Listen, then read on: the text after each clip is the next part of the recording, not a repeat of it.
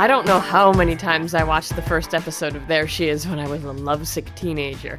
At the time, I had no reason to believe there would be any more, but 2 years later, a second part came out, and eventually there were 5 episodes. I'm going to focus on the first one with no spoilers for the others, but in case you want, here are all 5, totaling 20 minutes. The series is a lot of fun, and despite There She Is being 13 years old, it is still the most requested Scribble Kibble feature.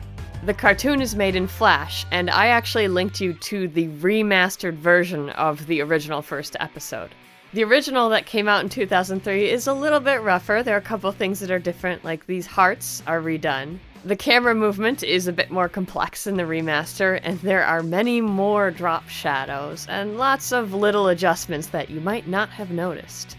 Having a remaster is kind of the neat thing about old Flash animations. Since most Flash animations are vector drawings, it's easy to resize them for a bigger HD screen, even if you drew it originally for a little tiny screen size.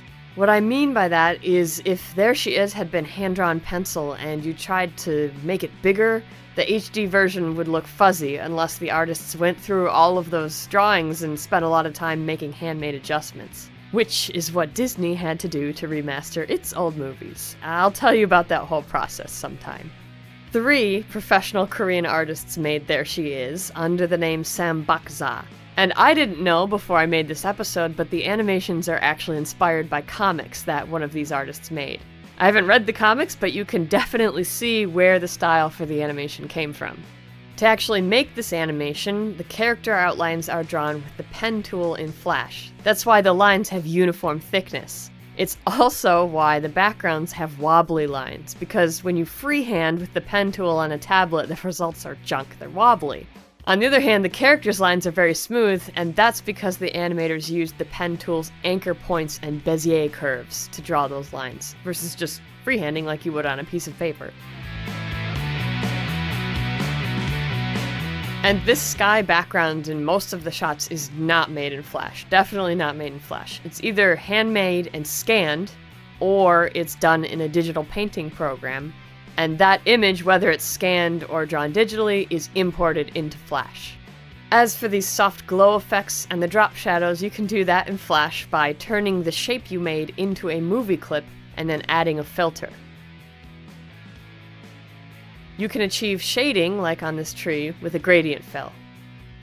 These speed lines in the original 2003 version are just simple Flash lines, but in the remaster they look either like Flash CS6 brush library strokes or a layover drawn in a painting program. Then you have all of these camera movements, and there are 2 common ways you can do this directly in Flash. The first is to copy all of the layers for a scene and turn them into a symbol or a movie clip and tween that around. The second method, which is more common, is to download a virtual camera for Flash and tween that around. When you export your animation, it's only going to show what is inside this virtual camera box. Those are the techniques that Sambakza used to make There She Is. And guess what? It's 2016, and a 6th episode of There She Is, starring certain supporting characters, will be coming out at the end of the year, so there's something to look forward to.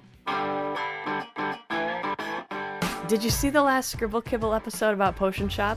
Well, here's the answer from Temmie Chang herself about how she drew it. Flash to Photoshop to After Effects. Which means my last guesstimate was right on the money. Woohoo! Right on the money. Alright, your turn to guess. Guess how many months behind I am on fan art. Yeah, I got these pieces 3 months ago. I'm doing my best to keep up, but there's a lot of art and I want to share it all. I kinda like this idea that Scribbles is huge and Crown Prince is tiny. Resumed BBY has the actual size comparison. Pretty much, that's about right. Yep. But it's art, so you can draw them however you want to.